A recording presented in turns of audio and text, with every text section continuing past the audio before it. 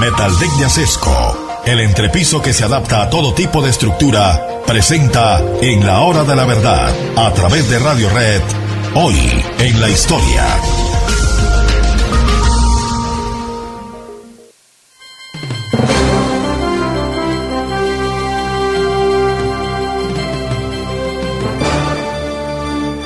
Años 70 de nuestra era, era emperador Vespasiano, que tenía un hijo suyo de una gran capacidad militar, un gran organizador militar, Tito, a quien se le confió la tarea militar más importante que tenía que cumplir Roma en su momento: doblegar al pueblo judío y destruir sus lugares emblemáticos, empezando por el templo.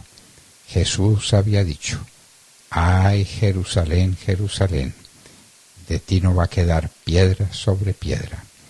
Pues llegó el momento, y llegó el momento en que Vespasiano envía a sus tropas, que vienen al mando de Tito, y Tito tiene una batalla enorme contra los judíos, que eran y siguen siendo muy valerosas personas, y que defienden hasta el último hombre la ciudad santa, la ciudad de Jerusalén. Finalmente, esa resistencia se doblega. Jerusalén se entrega y Tito entra y sus tropas saquean a Jerusalén y la vuelven pedazos. Y del templo, como Jesús lo había dicho, no queda piedra sobre piedra. Jerusalén completamente destruida, y Tito es quien reclamará ese triunfo en Roma. Los triunfos en Roma eran un acontecimiento muy especial. El general triunfador volvía a Roma y entraba con los prisioneros, con el botín de la guerra, con las pruebas de su gran victoria, y eso era lo que se llamaba un triunfo. El pueblo lo esperaba apasionadamente y generalmente venían en esos triunfos grandes cantidades de oro que se repartían entre el pueblo. Pues Tito reclamó esa gran victoria y Tito llegó a Roma triunfante después de la lucha contra Roma. No pasaría mucho tiempo en que Tito llegara a ser el hombre definitivo en Roma, el emperador de Roma. Vespasiano moriría y le abriría espacio a su hijo Tito. Lo que no era muy frecuente en Roma. Si ustedes repasan la historia de Roma y del Imperio Romano en particular, verán que los emperadores tenían que adoptar a la persona que reputaban debía ser el continuador de su gloria, el continuador de su poder. Bueno, Tito era hijo de Vespasiano.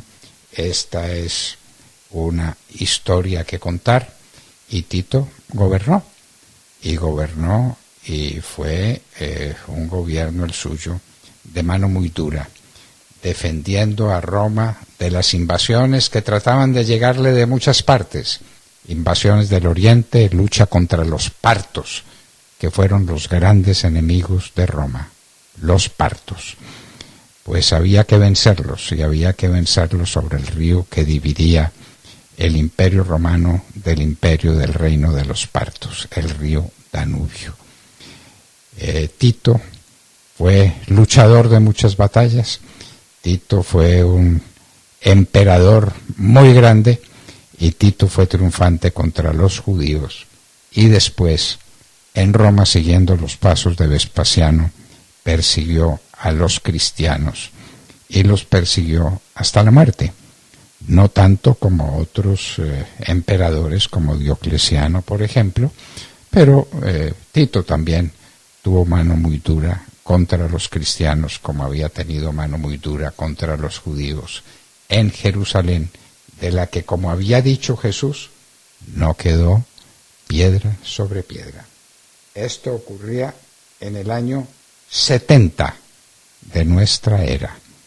Había terminado la República, había sido muerto el gran Julio César, el más grande de todos los romanos, había muerto, había sido asesinado y había empezado el imperio con el grande de los emperadores que recibió a Jesús en el momento en que Jesús nació, dividiendo la historia del mundo en antes y después de Cristo.